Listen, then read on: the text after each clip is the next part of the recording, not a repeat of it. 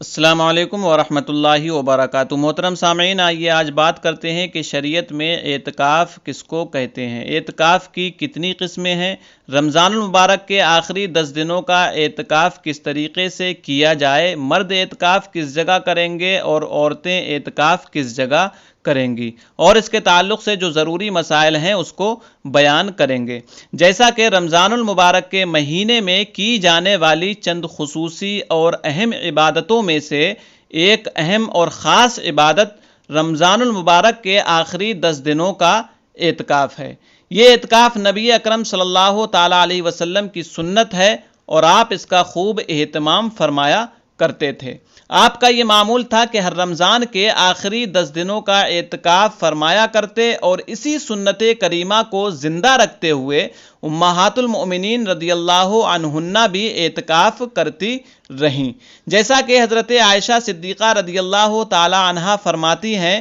کہ میرے سرتاج صاحب معراج صلی اللہ تعالی علیہ وسلم رمضان مبارک کے آخری عشرے کا اعتکاف فرمایا کرتے تھے، یہاں تک کہ اللہ تعالیٰ نے آپ کو وفات ظاہری عطا فرمائی۔ پھر آپ کے بعد آپ کی ازواج مطہرات اعتکاف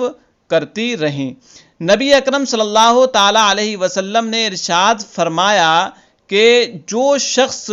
اعتکاف کرتا ہے تو اس کے تمام گناہ معاف کر دیے جاتے ہیں۔ حضرت سیدنا ابن عباس رضی اللہ تعالیٰ عنہ سے روایت ہے کہ اللہ کے رسول نے فرمایا کہ اعتکاف کرنے والا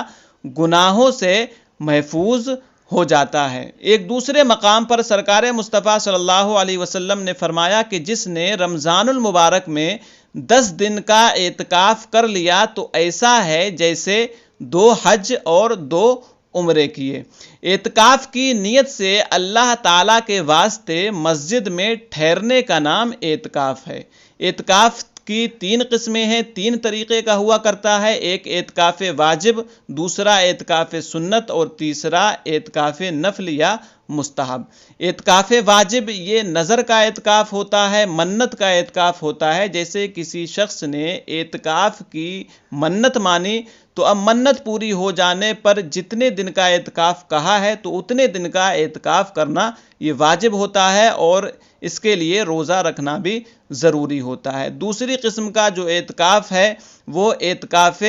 نفل ہوتا ہے۔ اعتکاف نفل کا مطلب یہ ہے کہ نہ اس کے لیے روزہ شرط ہوتا ہے، نہ ہی کوئی وقت کی قید ہے۔ جب بھی مسجد میں داخل ہوں اعتکاف کی نیت کر لیں تو جب تک مسجد میں رہیں گے مفت کے بغیر محنت کے ثواب ملتا رہے گا، جب مسجد سے باہر نکلیں گے تو اعتکاف ختم ہو جائے گا۔ تیسری قسم کا جو اعتکاف ہے وہ اعتکاف سنت ہے، یعنی کہ رمضان المبارک کے آخری 10 دنوں کا اعتکاف یہ سنت مؤکدہ علی الکفایہ ہے، یعنی کہ پورے شہر میں سے کسی ایک نے بھی کر لیا تو سب کی طرف سے ادا ہو گیا، اگر کسی ایک نے بھی نہیں کیا تو سارے کے سارے لوگ مجرم ٹھہریں گے، گناہگار ٹھہریں گے۔ تو رمضان کے اعتکاف میں یہ ضروری ہے کہ جو شخص رمضان کے آخری عشرے کا اعتکاف کرنا چاہتا ہے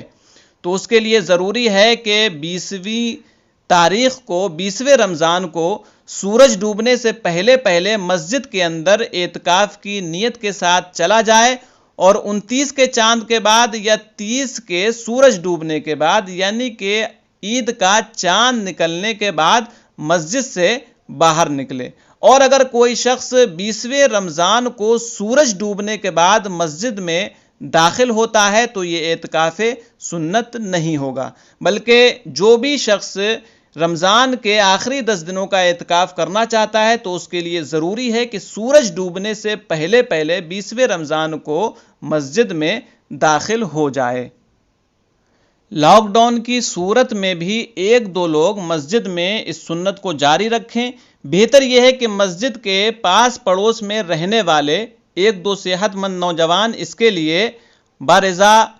تیار ہو جائیں تاکہ اہل خانہ کے لیے ان کی ضروریات کا خیال رکھنا بھی آسان ہو۔ جس طریقے سے مردوں کے لیے اعتکاف یہ مسنون ہے، سنت ہے، اسی طریقے سے عورتوں کے لیے بھی یہ اعتکاف سنت ہے، لیکن عورتیں یہ اعتکاف اپنے گھروں کے اندر کریں گی اور گھر کے اندر اس جگہ کریں گی کہ جس جگہ کو انہوں نے نماز پڑھنے کے لیے خاص کر لیا ہو، اور اگر نماز پڑھنے کے لیے کسی جگہ کو خاص نہ کیا ہو تو اب کسی جگہ کو نماز پڑھنے کے لیے خاص کر لیں اور اسی جگہ رمضان کے آخری 10 دنوں کا اعتکاف کریں،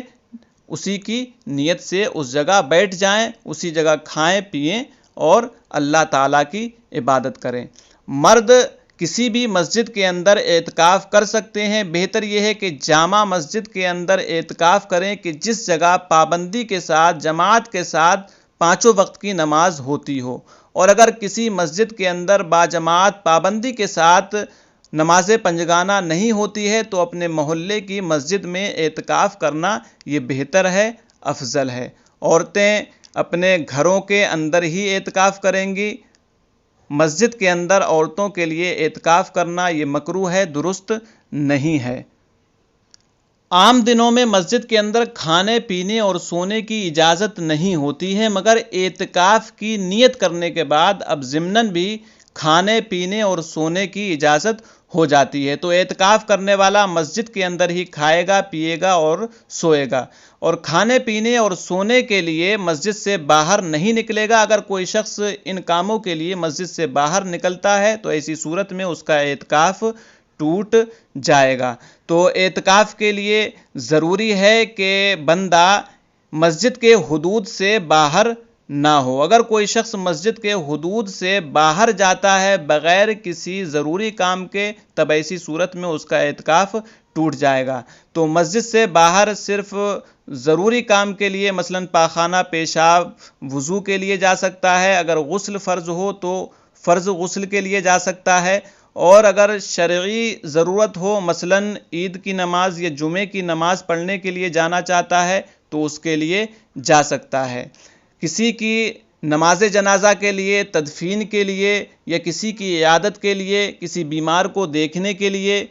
یا بیوی وغیرہ سے ملنے کے لیے، ان کاموں کے لیے مسجد سے باہر نہیں جائے گا۔ اگر کوئی شخص جاتا ہے تو اس کا اعتکاف ٹوٹ جائے گا۔ تو ہم سب کو اعتکاف کے دوران زیادہ سے زیادہ اپنے وقت کو عبادت میں مشغول رکھنا چاہیے، اپنے اوقات کو فضول کاموں سے بچانا چاہیے، زیادہ سے زیادہ قرآن پاک کی تلاوت کریں، نفلی عبادت کریں، اور جو نمازیں ہماری چھوٹ گئی ہیں ان نمازوں کو زیادہ سے زیادہ ہم ادا کریں۔ واللہ اعلم بالصواب۔ السلام علیکم ورحمۃ اللہ۔